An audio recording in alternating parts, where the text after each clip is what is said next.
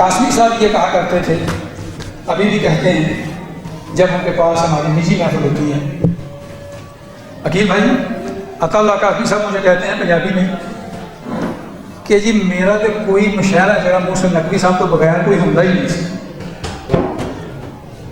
یہ قاسمی صاحب کے الفاظ ہیں ہمارے اہل بیت کے لیے۔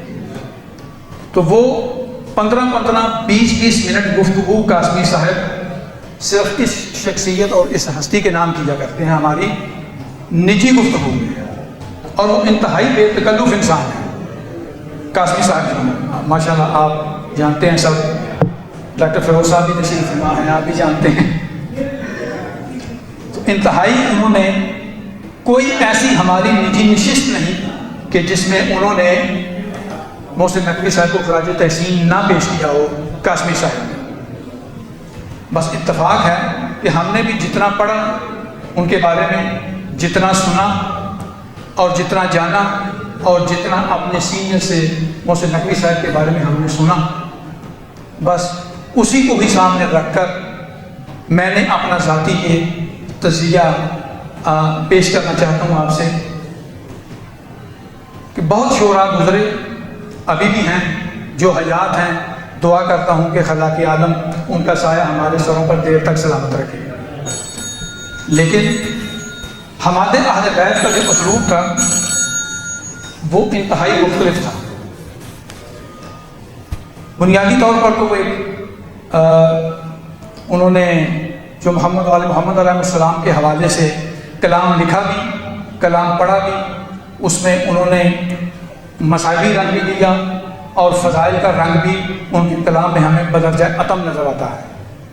لیکن محسن نقوی صاحب کو دونوں اسلوب پر ہی ملکہ حاصل تھا۔ اگر فضائل پر کلام لکھا تو اسے انتہا تک پہنچایا، اگر اعلی اطہار کے مسائل کو ٹچ کیا تو اسے بھی معراج تک پہنچایا۔ یہ منفرد اور جداگانہ انداز تھا ہمارے اہل بیت کا۔ روزنامہ پاکستان نے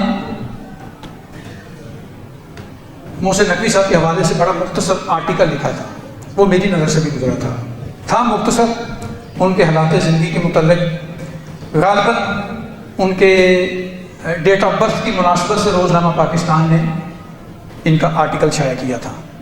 تو مجھے اس دن اس آرٹیکل میں میری طرف تصحیح کیجیے گا عقیل بھائی کہ غلام جو اصل نام تھا، غلام عباس اصل نام تھا۔ تو روزنامہ پاکستان میں جو آرٹیکل شائع ہوا اس میں انہوں نے کہا، بلکہ انہوں نے آغاز اس جملے سے کیا کہ غلام عباس المعروف محسن نقوی حماد اہل بیت۔ یہ روزنامہ پاکستان نے بھی اپنے آرٹیکل میں انہیں انہی الفاظ کے ساتھ یاد کیا تھا۔ تو میں اپنی گفتگو کے اختتام پر یہی عرض کرنا چاہوں گا کہ جو نوجوان نسل ہے، شعراء ہیں، وہ حماد اہل بیت کو فالو کریں، تقلید کریں کہ کس اسلوب سے انہوں نے لکھا، کس انداز سے پیش کیا۔ دعا گو کہ پروردگار عالم سرکار محمد علیہ السلام کے صدقے میں انہیں اعلیٰ علیین میں مقام عطا فرمائے۔ ربنا تقبل منا انک انت السمیع العلیم وانت ارحم الراحمین۔ اللہم صلی علی محمد و آل محمد۔